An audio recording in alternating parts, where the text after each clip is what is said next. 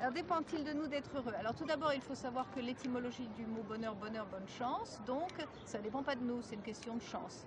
Et alors, effectivement, on peut dire, on peut faire observer tout d'abord qu'il ne dépend pas de nous d'avoir des conditions qui sont telles que nous pouvons avoir une chance d'être heureux, c'est-à-dire qu'il faut avoir des conditions de vie décentes, vivre dans un régime politique qui n'est pas inhumain, etc., etc. Donc ça ne dépend pas de nous.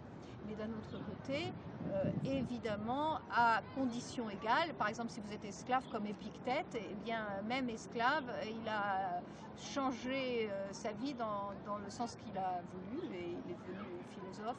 Alors les philosophes nous apprennent que compte tenu des conditions qui nous sont données, on peut les vivre d'une manière ou d'une autre, on peut se résigner, renoncer, ou au contraire essayer de tourner les choses de façon à être sage et heureux, car le bonheur dépend de la sagesse.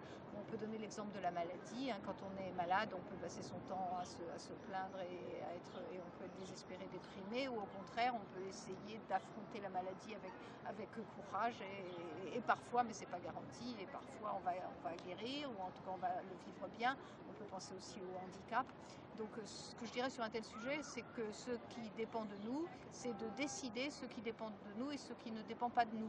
Et ça, c'est la leçon des stoïciens. Les stoïciens disent: faites bien le partage entre ce qui dépend de vous et ce qui ne dépend pas de vous. Ce qui ne dépend pas de vous, laissez tomber. Mais en revanche, pour ce qui dépend de vous, alors là, dites-vous bien que ça dépend de vous et que vous êtes libre. Et rappelez-vous toujours que vous êtes libre, libre de donner aux événements et à ce qui vous arrive la signification que vous voulez. Et donc libre quand même de choisir votre vie malgré tout.